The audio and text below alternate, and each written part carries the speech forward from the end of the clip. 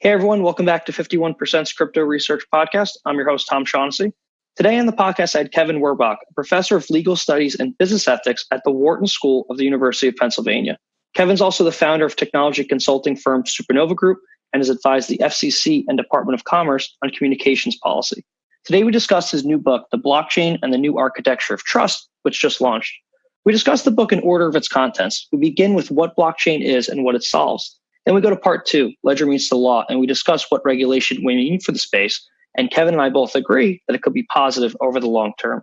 In the third section, we discuss the future of blockchain and what crypto means. While we're all focused on specific details and projects, this was a great conversation that zooms out and discusses the fundamentals of why we're actually involved in the space, what crypto means, and what the future holds.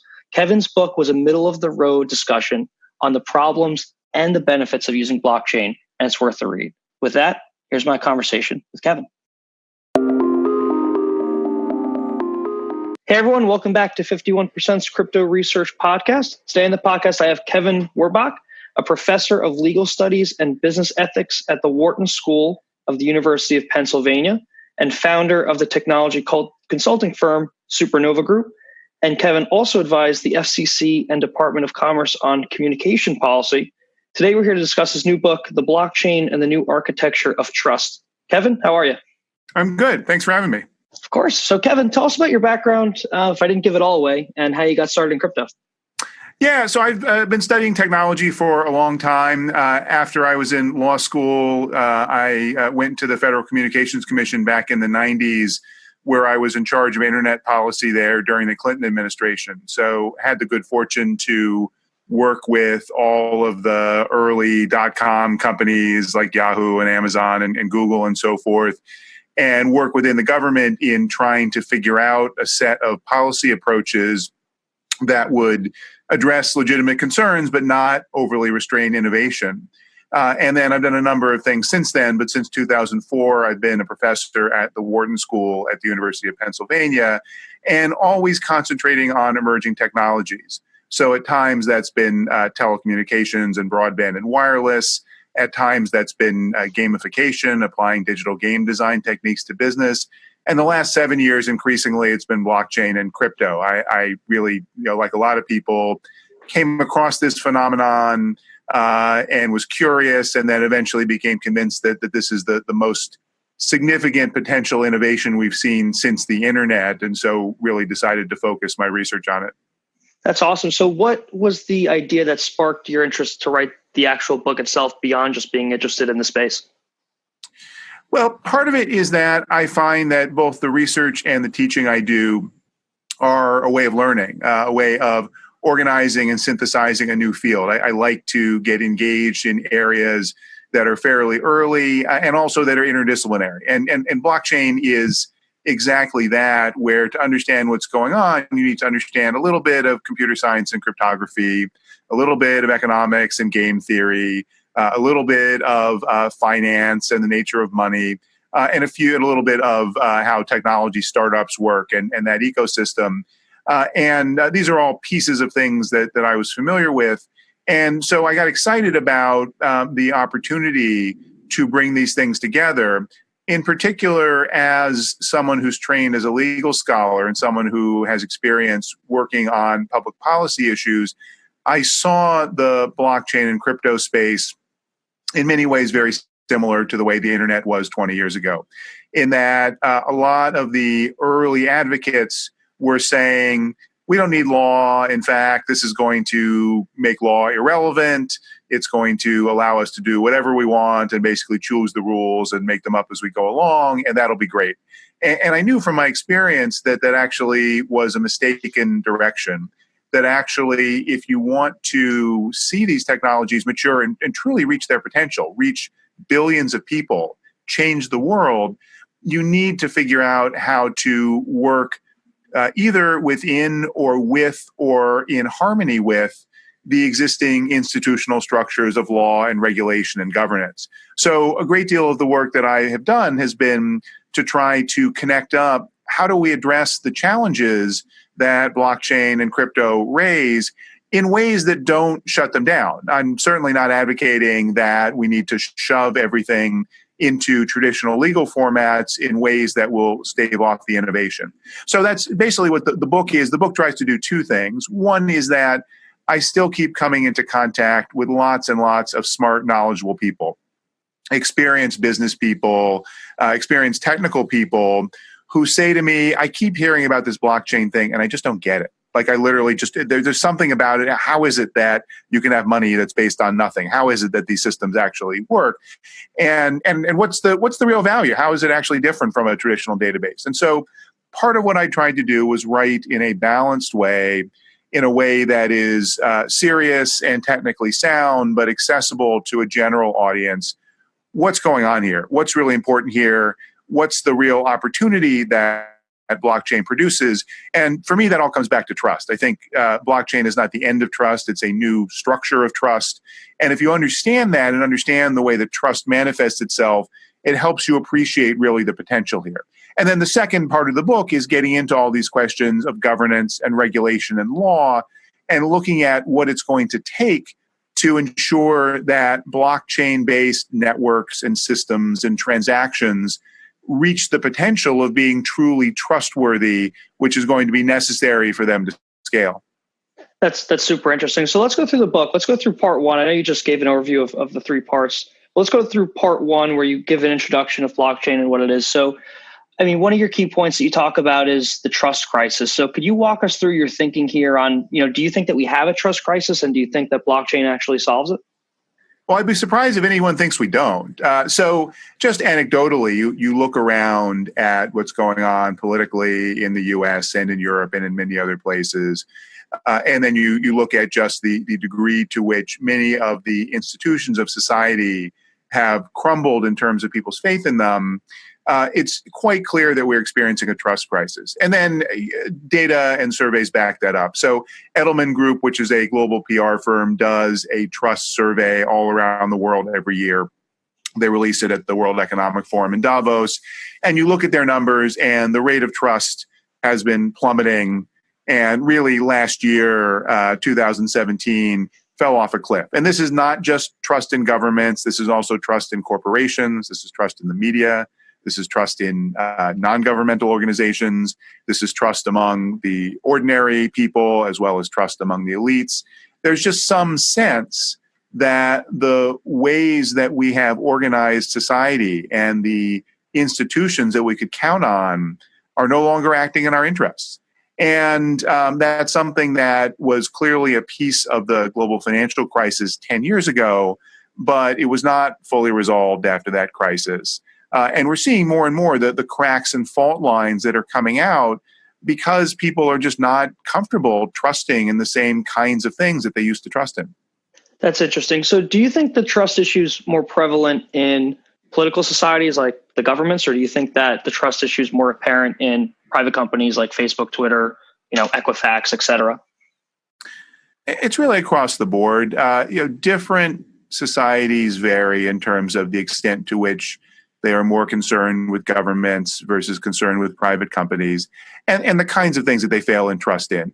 If you actually look now at the cross-national surveys, the one country that comes out the highest in terms of the degree of trust today is actually China, which is a place where obviously the government has a tremendous amount of power and influence on society, and there are large problems about private trust, but people understand the way the system works and are on average, again, when you do these surveys, feel like they understand where the society is going.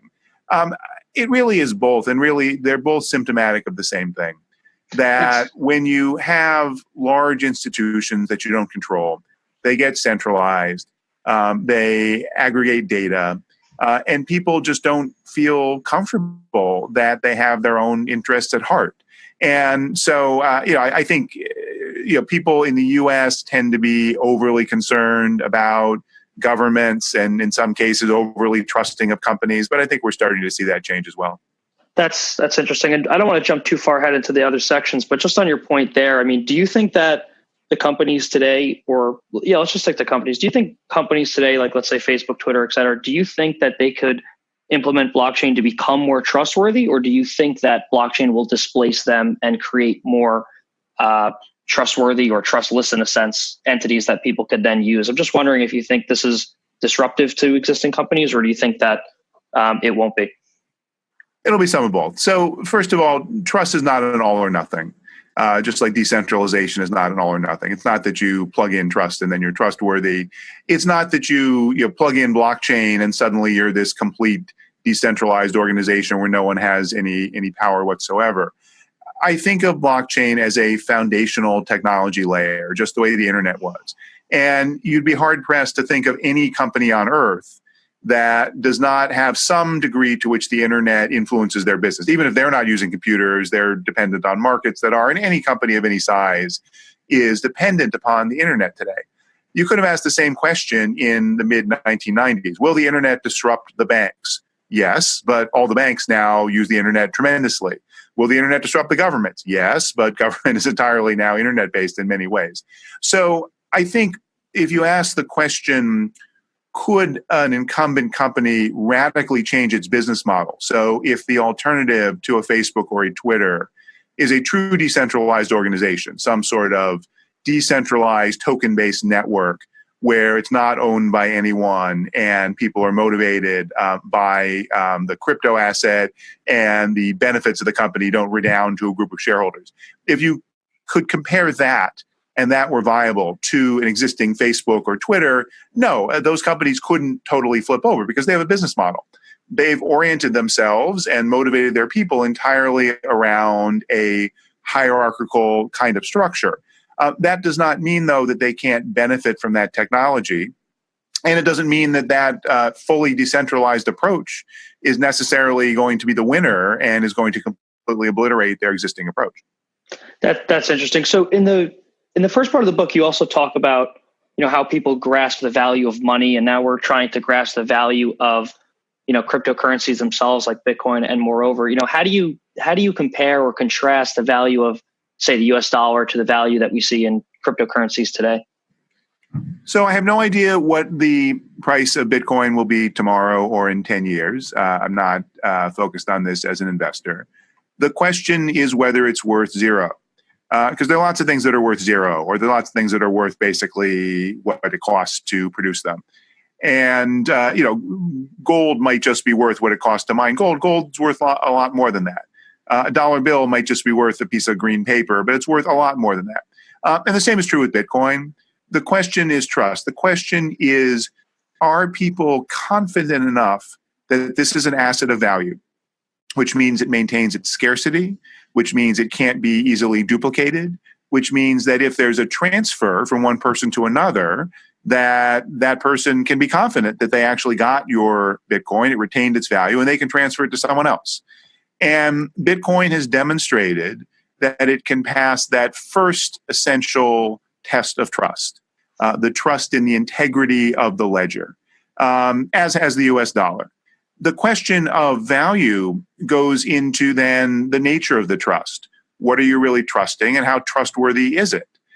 In the case of a fiat currency like the dollar, it has to do with your trust in the monetary policy and the other policies of the US government, which fluctuates some. In the case of something like Bitcoin, there are all sorts of other factors that go into how trustworthy it is. What's your perception of the ecosystem? What's your perception of the exchanges and the wallet providers? Now, those are not on the decentralized ledger, but they have a lot to do with the price that you're paying for Bitcoin. What's your perception about the potential manipulation and fraud that goes on around tokens? All of that affects the price that something will trade at. Supply and demand, how much are people hodling large amounts of Bitcoin, will have an effect on what the price is. So all of those are things that will affect the price, but they don't really go to the fundamental question, which is, do you trust that this is money?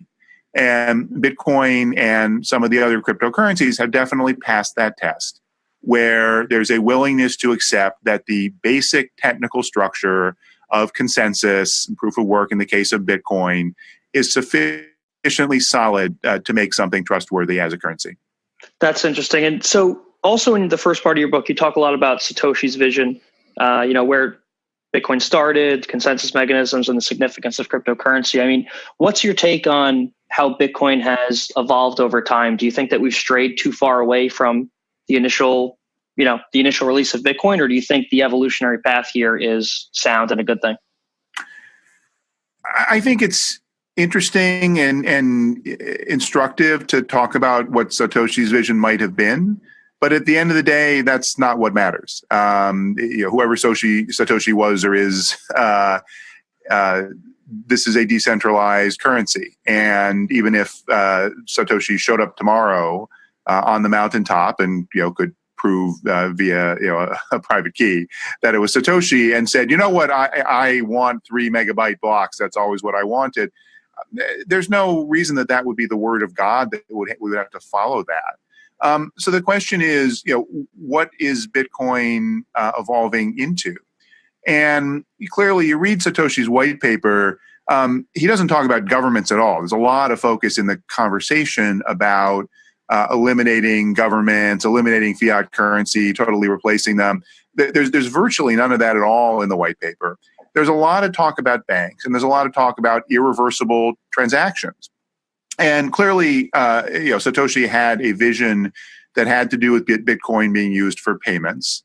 And that's fine, but if you look at what has happened, that is totally not panned out. Now, it's possible with Layer 2 and Lightning and so forth, we'll get more to that environment. But if you step back and say, well, what's the problem that we need a solution for? Are existing retail payment solutions really so bad that the revolution is going to be a more decentralized system for retail payments? I don't know, maybe.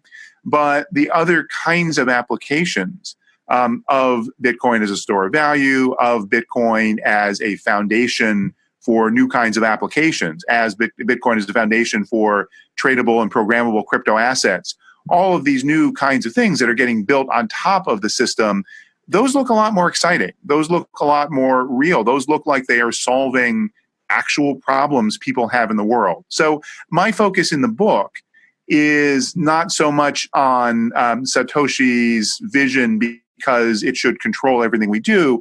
That's the starting point. And you have to understand that as the foundation to understand how things have diversified and varied since then. Going forward, what matters is what works. Going forward, what matters is, are you using this technology in a way that will solve a real world problem better than the alternative along some vector? And there are lots of different trade-offs that could be made. If you can't show that, then it doesn't really matter how pure you are. No, that makes a lot of sense. So in your mind, I know you probably came across Bitcoin maximalism, and I don't know if anybody actually uses the term Ethereum maximalist, but I'm sure they're out there. I mean, so in your mind, you're not really stuck on one platform. You're for whatever works, whatever solves a problem, and whatever that might be. Yeah, I think a blockchain is a family of technologies. And all engineering is about trade-offs. And so, for example, there's this, I talk about in the book, there's what I think of as something of a religious war between the public blockchain folks. You're right. Within that, there are Bitcoin tribes and Ethereum tribes and others, but people who say you need a public decentralized blockchain, and then the enterprise permission blockchain folks. And I hear a lot of people be very dismissive, saying, well, an enterprise blockchain is just a database. And so therefore it's nothing, it's useless. And you go and look at what's actually happening, where people are developing in the real world, what the people who are in actual companies spending actual money to do these things, they know what a database is. They have lots of databases. They can deploy and do deploy lots of databases. And yet they're still saying these blockchain-based distributed ledger systems solve a real problem for us that we couldn't solve before. So to me, ultimately, it's not a question of finding some holy grail.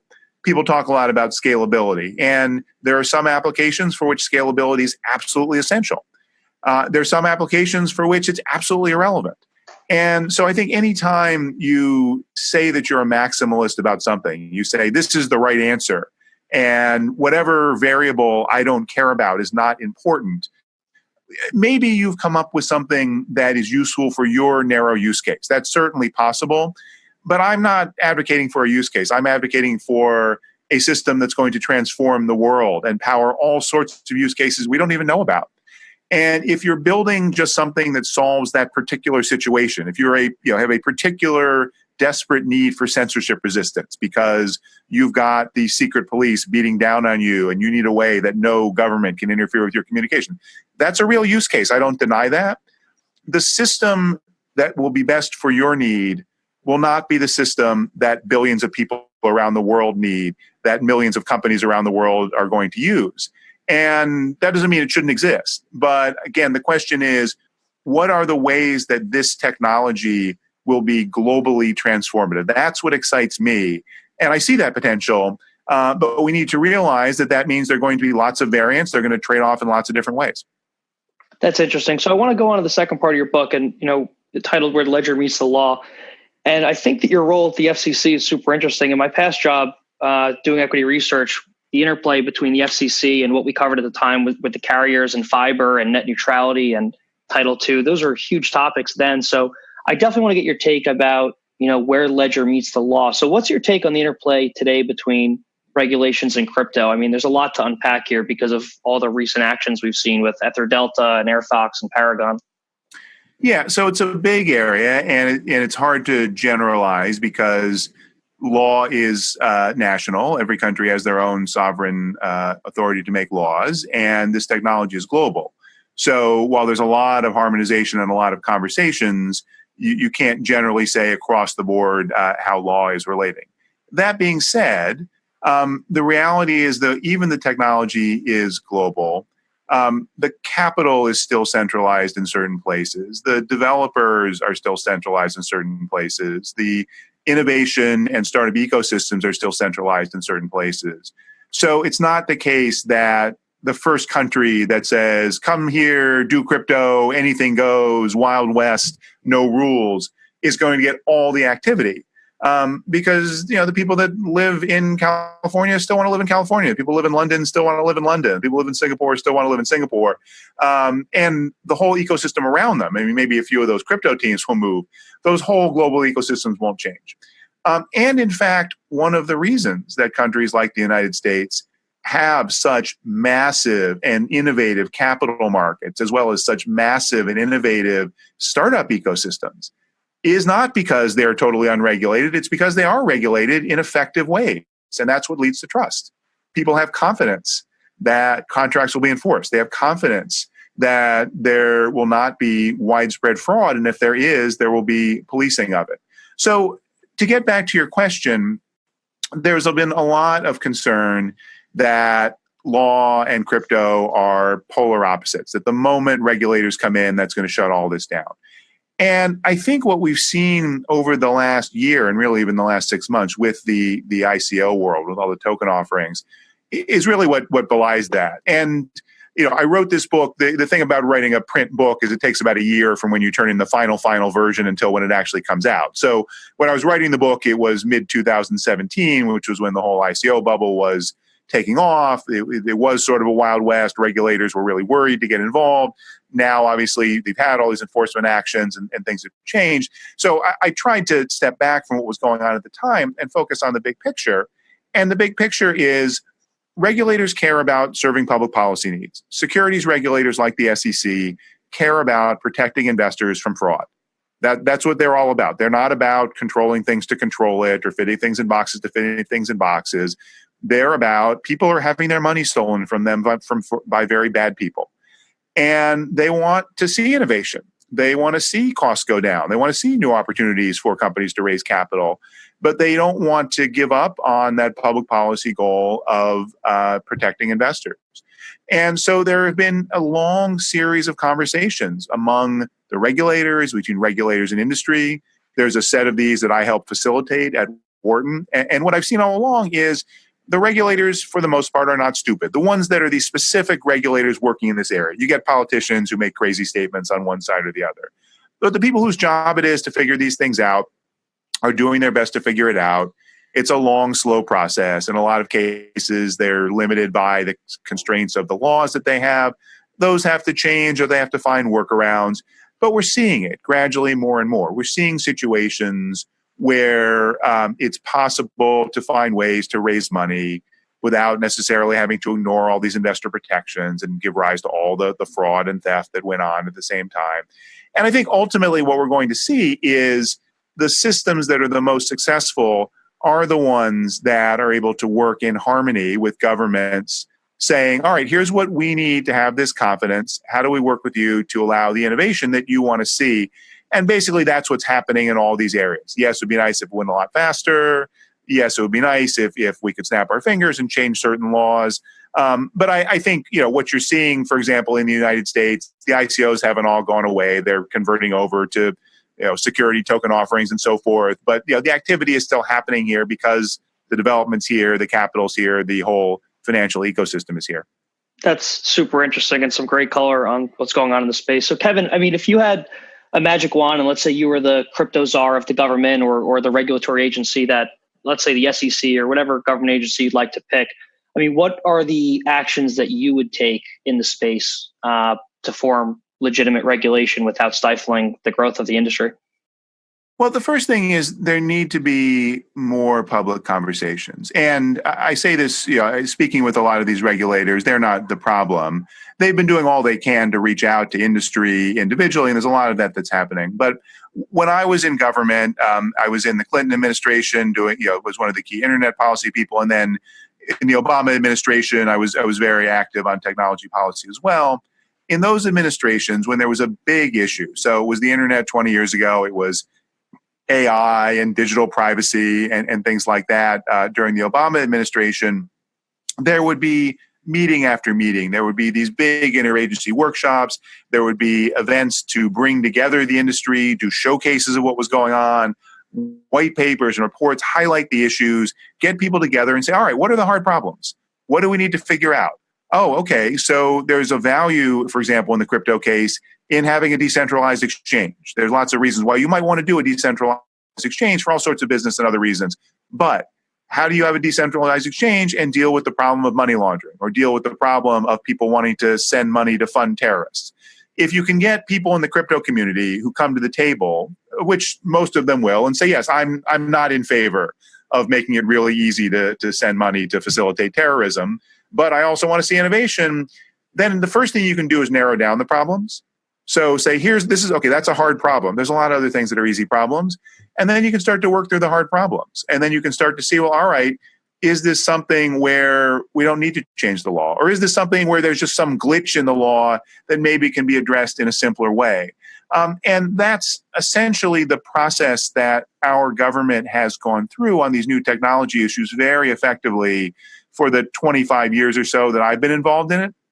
It's not happening right now. Again, some really smart people, really good people in the trenches at SEC, CFTC, FinCEN and the Treasury Department and so forth, Justice, working through the issues. Really good people working amazingly hard for very little money. But there's not the kind of leadership that we need across the board to bring people together to work through the issues. In this country, you're seeing it in other countries. In Europe and some of the countries in Asia are doing exactly that. So that's the main thing that I would wave my wand and do. And then, I think there is a key point of the nexus between the traditional financial system and the crypto system, the relationship between banking and fiat systems and crypto. And that's not something I think regulators have really focused on as much. They've sort of left it to the banks, and most of the larger banks have been scared away. And so you get some smaller banks who may not be as trustworthy, who are playing an outsized role here. I think that's something where, again, good-willed people who are not in favor of promoting criminal activity can work things out where government can actually be a facilitator. I think that would be a huge help, but I don't really think we've seen that yet. That's interesting. So, Kevin, I think a lot of the market is pricing in some, I know you're not focused on prices, but I want to get your opinion on where we are with the state of regulation, because I think a lot of the market is pricing in some pretty negative events, ICOs potentially returning all of their money and regulation. So, where do you think we are in this regulatory cycle? And I know you spent a ton of time in the internet days analyzing those trends. And, if there's any color you could compare and contrast from there to here, it would be interesting. Yeah, there's a lot of similarities and a lot of differences. The difference is how compressed the process has been and how fast the money came in. So, from the time 93, 94, when the internet started really taking off as a big thing, until you had the real dot-com boom years of 88, 89, was several years. Whereas with this, of course, if you go back to 2008 or to 2013, it looks like a long time. But really, the upsurge when this went from a hobbyist type of thing and something that was really primarily just around Bitcoin and a few other payment-like coins to this massive ICO explosion, that was really fast, and the amount of money involved really tremendous and global. So that's somewhat different. But no, I think going forward, the regulators have tried to be very clear to telegraph what they're doing. People don't understand that you can't just flip a switch if you're a regulator. You've got to build a case. You have limited resources of which cases you can make. And so you're going to go after low-hanging fruit. It's going to take some time. You want to do things that signal the market. So hopefully you can get the market participants to themselves see the writing on the wall and not require these costly and unnecessary enforcement actions to keep happening over and over again. So I think that's what the regulators have done. I think the last few things that you've heard out of places like the SEC, which have been talking about paths to compliance, have made very clear that their view is, okay, on the one hand, there's fraud, and fraud is fraud, and they're going to be prosecuted. But there is a lot of activity that's not fraudulent, that is apparently failure to register, failure to apply the traditional legal structures, where what they've said is, what we care about is investor disclosure. If you can find a way to give investors, first of all, an opportunity to get money back, but second of all, an opportunity to get the kind of disclosures that they would have gotten otherwise, then we're not going to try to beat you into the ground just to beat you into the ground. And so I think that's the process that's going to start to happen. A lot of these ICOs, frankly, it's not just regulation. It's the fact that there was a bubble. A lot of things raised money they shouldn't have, raised more money than they shouldn't have, raised money well ahead of actually building a real network, have never built a real network. And a lot of that is going to sort of crash and compound upon itself. The other shoe that hasn't fully dropped, I think, is all of the fraud and manipulation that is built into the prices on exchanges of the major cryptocurrencies. And we've seen some of that. And we've seen some indications of investigation of the stable coins and the exchange front running and the wash trading and a lot of that. But it sure looks like there has been a great deal of activity going on that would be demonstrably illegal under securities laws on many of these exchanges, predominantly outside the US in the last few years, in ways that have affected the price given the low amount of liquidity. And I think until the point where that is no longer still in the market, where those enforcement actions haven't really happened, then I really wouldn't trust the price. I'm not making a price call in particular. It might go up a lot for other reasons. But I think we got to get to a point where the basic kinds of protections for investors, which everyone takes for granted in the multi-trillion and quadrillion dollar securities markets around the world, those have to be present for this market. And until we get to that point, then I think that's still going to be an overhang. That's interesting. So just to zoom out, you think that, a lot of people, when they hear about regulation, they obviously think it's negative and bad and it would send crypto prices falling. But in what you're saying here is that regulation would be proactive and actually help the space. So I'm kind of getting the gleam that regulation could actually help this market mature and help crypto prices overall, which would lead to more funding and more development. Do you think that that's a possibility long term? Oh, absolutely. No question. Yeah. Negative. No question. Yeah. And as always, you got to step back. There are bad regulations. There are dumb regulations. So the BIT license in New York demonstrably was something that scared off a lot of companies. It was too early. It was too intense. It's not the idea of having a regulatory category for crypto asset companies was a good one. The idea of creating an environment where companies could get licensed and have that regulatory certainty was a good one. They just screwed up the details. And that's always a possibility. And then there are examples of regulation that's just, the bans in some places that's just across the board trying to stop activity. But the regulation I'm talking about now is a lot more sophisticated. This is several years later, where I think, if you talk to, everyone always wants to say, well, when's the institutional money going to come in?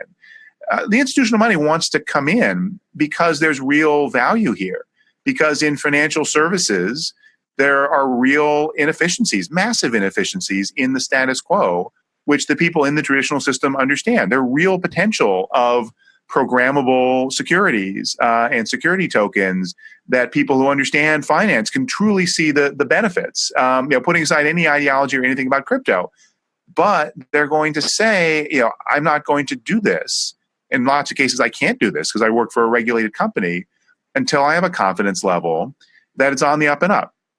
And that's regulation. You can't get to that without regulation. I think a lot of people have thought, well, you'll get to that, just trust us, or just, well, look, the ledger is transparent, or, we'll have a self-regulatory group.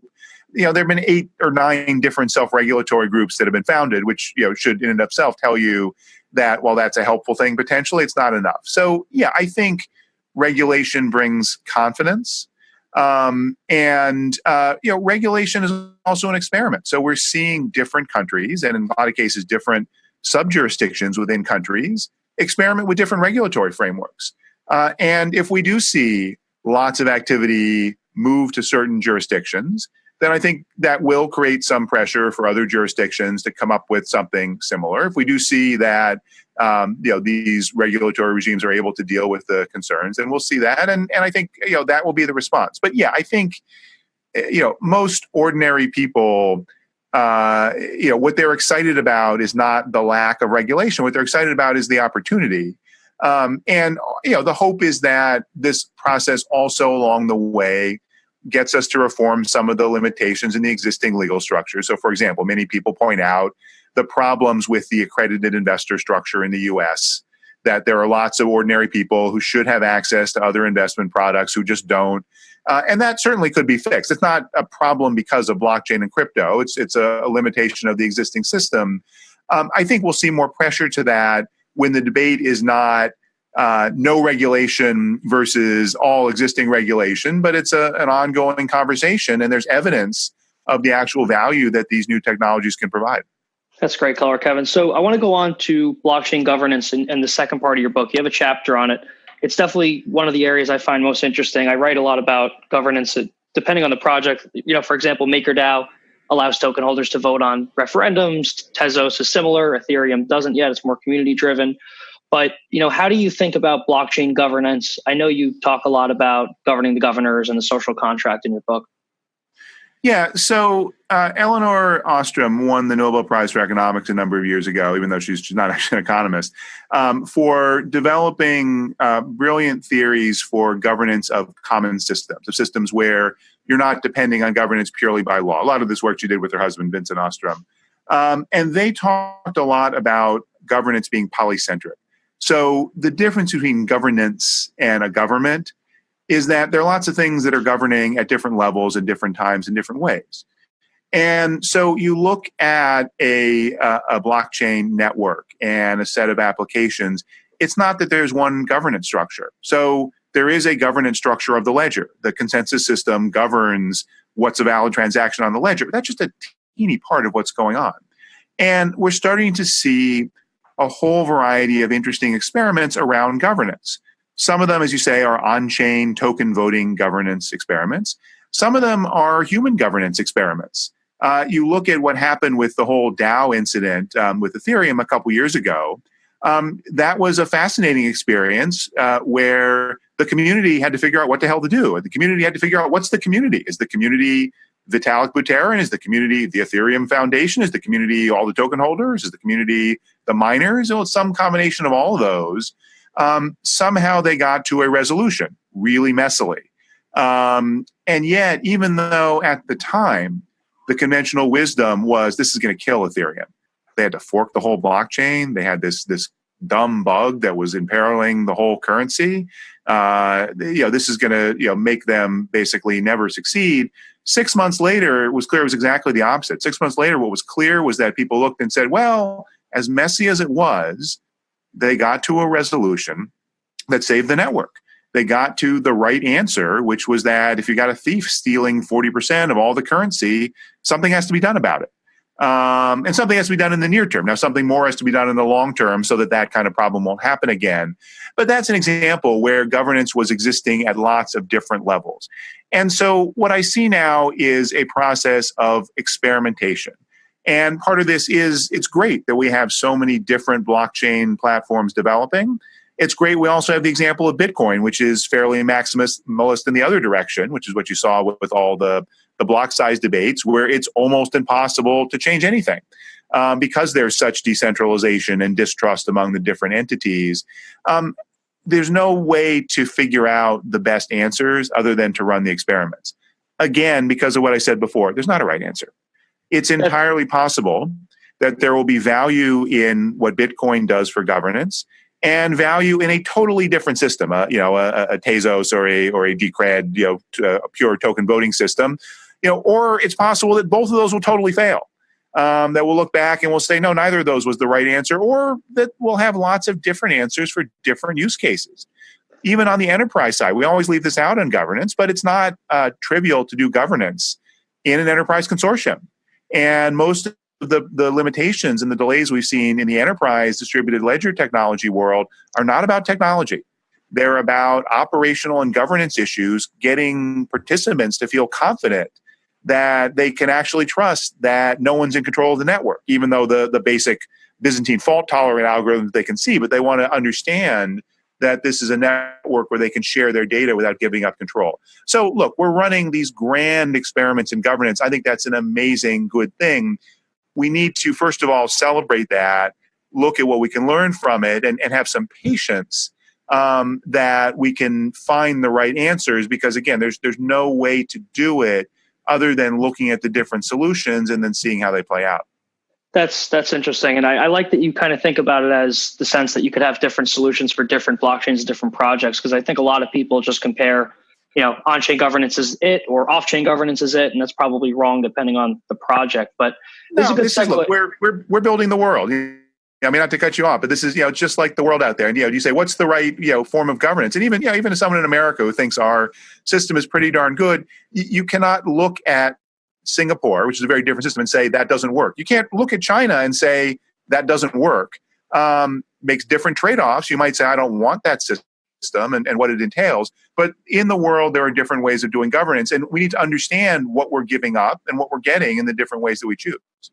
It's just another point on that, Kevin. So do you think that there's too much infighting in the crypto community? Because Ethereum bulls hate EOS and EOS bulls hate Ethereum, and it seems like Bitcoin hates everybody else. I mean, is your take that we should let these ecosystems play out and everybody should be nice to each other? Or do you think that there will be winners and losers here? Of course there will be winners and losers.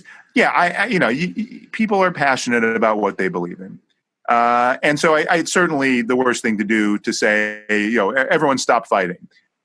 What's I think important to do is to separate out people who are fighting because they are passionate versus people who are fighting because they are economically motivated to a certain result, which is not illegitimate, right? I mean, there's self-interest is fine, but there's a lot of problems. And you certainly saw this with, in spades with a lot of the ICO fraud. If ultimately people are arguing for something that's going to make them extraordinarily rich with very low risk and going to give everyone else a whole lot of risk, you should think about their arguments differently than someone who has no particular way to differentially benefit from what they're arguing, but really seems to just be arguing for what they think is the right answer. So I think we need to separate out the money from the passion, and both are there. I'm definitely not saying everyone is just selfishly motivated, nor is it wrong that people want to get rich in this space. But I think one healthy thing that will happen if in fact we are coming out of the bubble phase and whatever the next phase looks like. We saw this again in the dot-com era. I remember very much what it was like post 2001, where on top of the whole crash of the markets, you had 9/11 happening, and I was in New York at that time, and everyone was like, "It's over." No one would get funding. The IPO window was closed. All these companies had gotten venture funding, ramping up to IPO, and they crashed because they'd raised too much money and spent it all.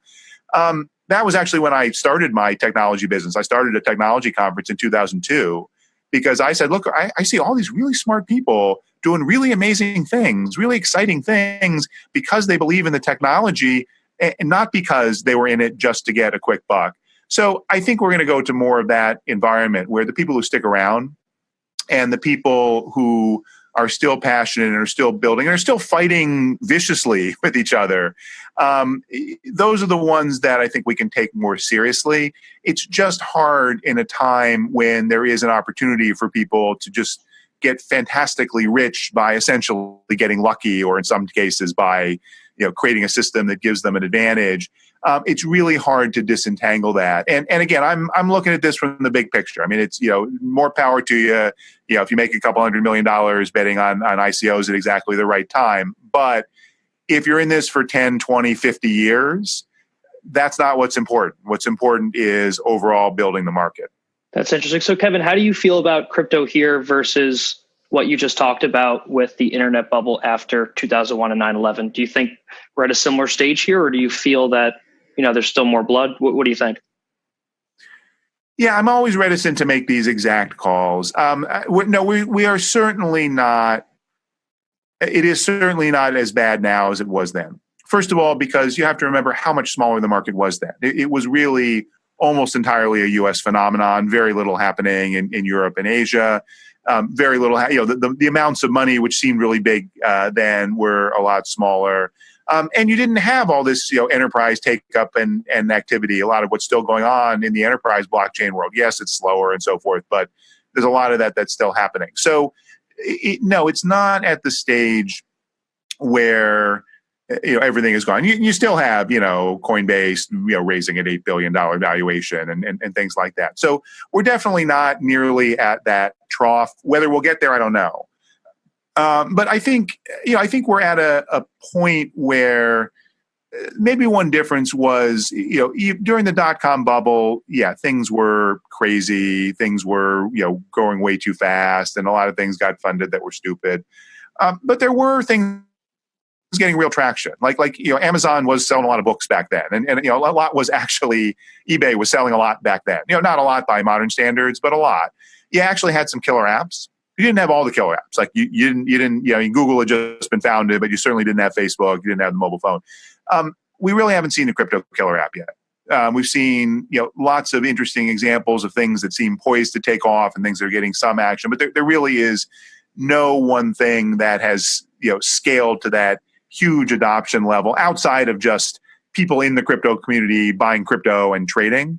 And so that'll be a question, how long it takes for us to get to that point where we can point to some things and say, well, all right, this is not necessarily going to be all of it, but this is one thing where I can say, yes, I have no doubt that this is going to be a multi tens of billions of dollar market going forward. We'll have them. I'm not really doubting it at all. The uncertainty is just how long that takes. Interesting. So I want to go on to one more point with you is before we get to the last part of your book, is just decentralization overall. I mean, there's a ton of ways to measure decentralization. We could, measure voting power, who controls the supply of tokens, the number of client code bases, the number of nodes. But I want to just zoom out. I mean, how do you think about decentralization? Like, do you think people are actually going to want decentralized apps, or do you think like the whole decentralized use case overall just isn't there? I think decentralization is another one of these variables, like security, like scalability, which is real and has a lot of value. But is not magic. It's not that the more decentralized system always wins, or people always want the more decentralized system. It's something that almost always will trade off against other things, and that's not a problem that Satoshi waved away. It made it possible to have decentralized digital cash. But the trade-off is you have miners spending all this money competing, and you have all the other issues that you have. You have the trade-off in terms of the limited speed and so forth. So decentralization is a good thing. It's a valuable thing because centralization has lots of problems and lots of dependencies. And there certainly are reasons why there's value and real business value of getting away from a situation where you're always worried about the central controller being able to shut off the lights or manipulate things or something like that. Certainly this notion of all of the companies that are building on top of Google or Facebook or these existing platforms always having to worry that the rug's going to be pulled out from them, being able to overcome that would be a really valuable thing. That being said, it's not that ordinary people say, I want decentralization. Ordinary people want great applications and great services. And if decentralization can give them that, then great. If they believe in the value of decentralization, some people at the margin may say, yeah, I'm going to choose this over that. Just like, a lot of people chose, I use Lyft over Uber because I don't like Uber's corporate culture. But, that's at the margin. If I have no alternative, I'll use Uber. And, Uber's changing some too. So decentralization is something that's valuable, but we always got to ask what we're giving up. It's a matter, again, of not just all or nothing, of decentralization at what level. And I do think that we're starting to see real examples of platforms that are being built where they say from the beginning, we're going to make this decentralized. We're going to burn the smart contracts that would give us control. We're actually going to, in a provable way, say we cannot extract more value from this network than what you can see publicly by looking at the code. That's not everything. That's certainly not all of what's happening here. But there is some of that. And I think that, if those systems do mature and take off and can actually work and can govern themselves and can scale, which are big questions, that's a really powerful thing. And I think that's a really valuable thing. And I think value will accrue to those systems, again, because people will be able to trust what they're building on top of and will try to generate more proprietary value on top. So yeah, absolutely, the decentralization is a good thing. But I think we fetishize it too much. I think we too often assume that the more decentralized solution is going to be the better solution, when in reality, again, it's like, okay, what's the application you're talking about? What's the centralized thing you're talking about? Again, there's going to be a lot of different answers. That's interesting. So let's get to the fun stuff. Part 3 of the book. We have a few more minutes. What is your conclusion at the end of the book? I mean, where do you see crypto and blockchain taking us? Do you see it reinventing the internet or being a part of it? Where do you see us in 5 years or more? Yeah, I think we're kind of at a knife's point where I can construct a story, which I'm confident about, that this will truly be an internet scale platform that maybe 5, but certainly 10, 20 years from now, this decentralized technology will be, at the core of the financial system. It'll be at the core of the whole, what's now cloud computing ecosystem of digital applications and services. Because it's just a better approach. It cuts out all the intermediaries. It allows for this new kind of what I call translucent collaboration, all of that. I can really see that happening. And I can see a possibility for an internet that is less dominated by these really powerful intermediary platforms, where a lot more power redounds to the user, where people have their own identities that they can control, and that therefore a lot of these problems we've seen with exploitation of privacy and so forth, I can see a world where we've moved decisively in a better direction for that. Again, nothing flash cuts from one direction to the other. I can also see a world where it just gets totally co-opted. And that's the question we have right now. Basically, there's a race going on to see if some of these experiments can prove out. There are lots of experiments in decentralized governance. There are enough of them that if you had to ask me, I would bet that some of them are going to show that they are workable and scalable and valuable, but I'm not sure of that. And the same thing with just the basic issue of consensus mechanisms. Yes, we understand that Bitcoin proof of work is successful for what Bitcoin is. All of the issues about mining and energy usage and so forth, I think, are real and serious issues. All of the issues about dominant, one company, Bitmain, makes 3/4 of all the chips used in ASIC mining. That's not decentralized. That's not sustainable. Will Bitcoin transcend that? Maybe. But just that basic question, will proof of stake ever really work at scale? I think so, because I see a whole lot of smart people working on these problems and coming up with lots of different solutions. But those are all uncertain questions. And again, this is where, to come back to, government plays a role, because people think government is all about centralization and control. And, there's some of that, some governments at some times, but generally speaking, governments want what's good for their citizens. They want what's good for their people. And they want one company not to be dominant. They want situations where there's innovation, where they can say, look, lots of people were very excited when I was in the U.S. government to say, look, the internet happened. We didn't stop it. We helped it happen. People in government love to think that they played a role in facilitating flowering of innovation, and especially some of these social impact opportunities like financial inclusion and so forth. So I think, and I hope, that we see that kind of pressure coming from governments. And I think we're going to see a war between those governments, and this is, I don't really get into this as much in the book, but projecting forward, you're going to see authoritarian governments who are going to use this as a technology of control. They're going to tokenize their currencies with private cryptocurrency so they can see and limit and control everything. And the question is, will there be another side? Will there be governments who say, we're going to create an alternative that is much more open, much more flexible, much more free, still protects against money laundering and lets people pay their taxes and so forth. And if that happens, I'm on the side of openness, and I think the side of openness will win as it always does. But we don't know. We don't know if that battle is even going to be joined, given all the problems in the world today. So I'm hopeful. But I'm far from certain. And the thing that gives me the most hope is just seeing how many smart people, brilliant companies, young people are getting into this, not just because they want to get rich, but because they're just so fascinated and excited by the technology. That's just, Kevin. One more point on that. I mean, a lot of people compare the internet bubble to crypto, and they say, all the first internet companies died off.